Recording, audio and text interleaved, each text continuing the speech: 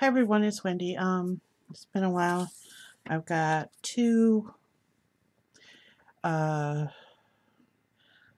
subscription type boxes videos that I'm gonna be loading here tomorrow, which will be Sunday, and I have two more to video, but this is a crochet video.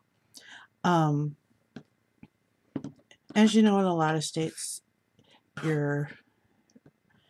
they put out the word you gotta wear a mask when you go out. Well, if you wear a mask a lot, it hurts your ears and that. So they've come up with what they call ear savers. And I've made quite a few of them. In fact, I made a smaller version for my husband to wear with his mask because he works security in a hospital, so they give him the ones and they're stretchy. So he wanted something smaller. So I made him one that was probably about only 10 across. But I wanted to show you something that I discovered. Now both of these were made with an H hook. This one was made using the chain. I chained 15, started double crocheting in the third chain from the hook. So double crochet down, put 5 or 6. 1, 2, 3, 4, 5, 6. Okay. 1, 2, 3, 4, 5. You can either put 6 or 5 on the end. It's up to you. And then go around down the bottom. Now that's nice, and it gives you a nice thing, but I'm thinking, but for me, this is what I worry about. You see how it stretches there? If you can see, and that bottom one is usually only on a single thread. Well, I was playing around with the foundationless double crochet, and look what I discovered. You can do it the same. The only thing I recommend is going down a size of a hook, because like I said, these are done with an H. I'm going to do this demonstration one with a G. These both foils. I've got so many different hooks. Yeah, these are both foils, so whatever hook you like. I also kind of leave a long tail because I use that to sew the button on. If you don't want to leave a long tail, and you don't want to use the actual thread, which is just cotton. Some people use acrylic. I kind of prefer the cotton myself. If you don't want to leave the long tail and use it to sew on the button, you can use embroidery floss, all 6 strands. Embroidery floss is very strong. You can also use upholstery thread to put your buttons on. What I have here is all-purpose. You can use that, but I would use like 6 strands to sew your buttons on. So you don't necessarily have to use this to sew your buttons on. Like I said, you can use embroidery floss. They also make non-divisible floss that they use for like the bracelets, that the kids use. You could use that. So, okay. So this is how I do it. And this is just a takeoff on the pattern. And I'm only going to do 12, I think. So for me to do the foundationless, the light's a little glary. The foundationless double crochet, I start with a chain 3, act like I'm going to take and start out with doing the start of a double crochet. I'm going to get it this far. Now, in a normal double crochet, you would go around and go through 2, go through 2. But when you do the foundationless in any stitch, whether it's single, half double crochet, double, triple. You have to do, there's one step before you do your stitch. You have to go through one, you still have the 3 on the, and then you complete your double crochet, or if you're doing a half double crochet, the same way. So you, again, one loop over, and what you're going to do is you're going to look on the bottom here. I think you can see that.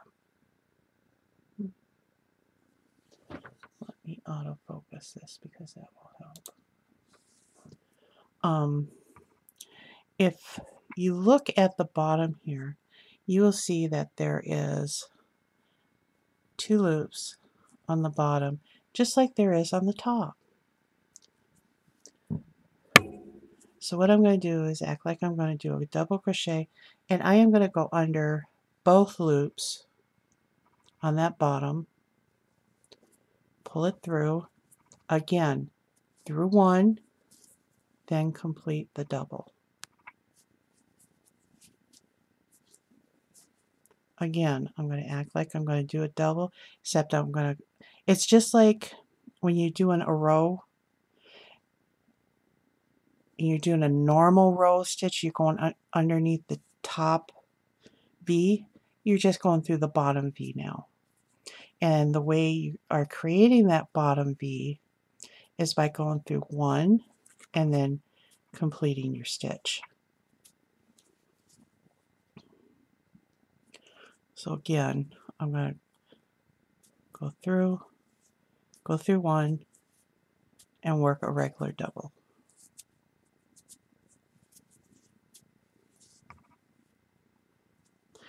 Now I will admit this goes a little bit slower. It can go a little bit slower than doing the chain and chaining all the way around. But it's only slower when you're setting up your first row. Once you get used to it, it can go quite fast. I completed 6 or a dozen of these using this technique in about an hour. The other thing is it does use a little bit more yarn. So like I said, if you're short on yarn, don't make such a long tail. Use something else to sew your buttons on. And if you don't have buttons or don't want to put buttons on, you know, you can crochet your own buttons.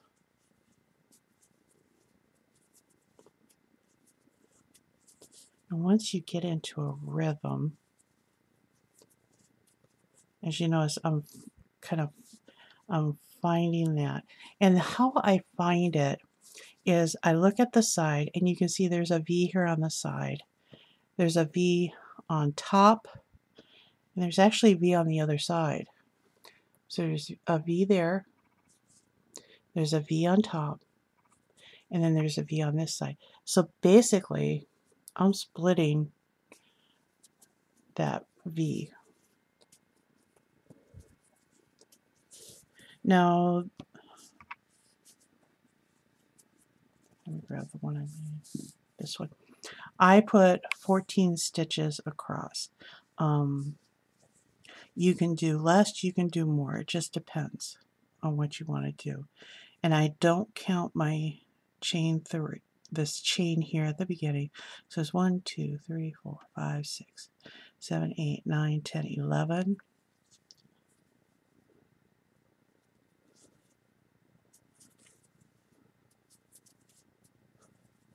There's 12. So you could do 12. I would suggest a 10 or a 12 for a child or a young teen, or if you have someone with a smaller head. Also, if you have people who wear hospital masks like my husband, maybe do one with just a 10, because some of those masks are very stretchy. as far as elastic goes. So that should be 13. 3, 4, 5, 6, 7, 8, 9, 10, 11, 12, 13. I'm going to do one more. And then I'm going to show you my trick for rounding the corner. Okay, so there's my 14. Now I'm going to act like I'm going to do another foundation thing. But rather than going through just the one and then doing it, I'm going to do, let's make 6 in the circle. I'm going to do 5 regular double crochets. I'm not going to do, because you know when we do the foundationless, we have to go through this first loop only, and then we complete our double crochet.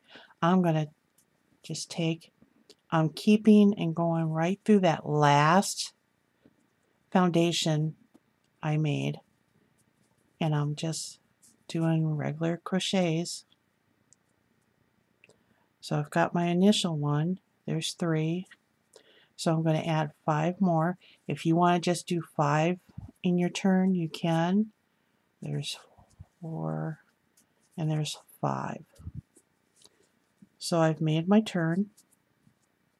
Now I can just crochet along the bottom, and actually, like I said, it looks like you're just crocheting along the top of a row rather than the bottom.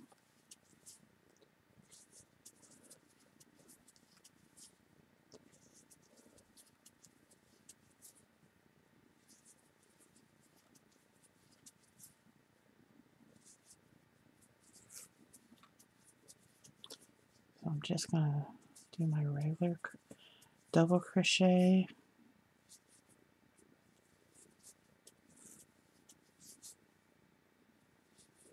And I'll show you how I do the last one too, because that one's got the chain on it, and I don't count the chain. So I'm coming up to the last 3 stitches. 1, 2. Now, this is where my chain, or where I started. So I'm going to kind of tuck that under. And the reason why I'm tucking that under is it kind of puts it in the right place for when I sew in the button. And I'm just going to go in and do 5 double crochets,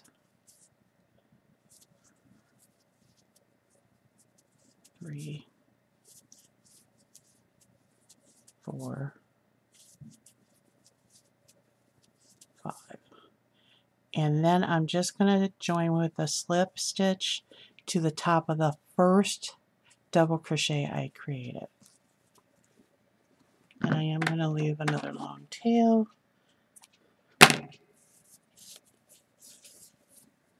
Okay, so there's this one. And look, it's not as stretchy this way, which can sometimes be a little bit of an issue.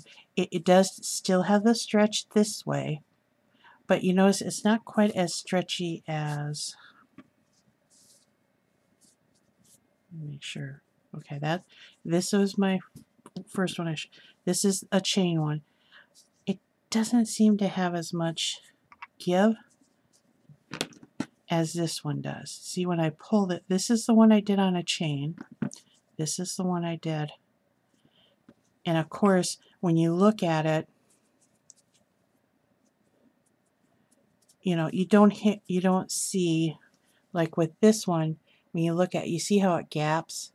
That's what was bugging me when I started making these. It's too much of a gap for me. And again, that's just personal preference. So this gives you less of a gap. It also isn't quite as stretchy as the chain one, because you can see the chain one, you end up with gaps, bigger gaps. This one you don't. So that gives you another option for working ear warmers. And like I said, I went down a size of a hook because this one was made with a G or an H. This one was made with a G. and it's just slightly smaller. And it's it ends up being 5 inches. They both end up being about 5 inches. But the G hook ends up being just a little bit tighter, which seems to work better. So now I got 3 more I can put buttons on. Okay, so that is my, I'm not sure what you would call it.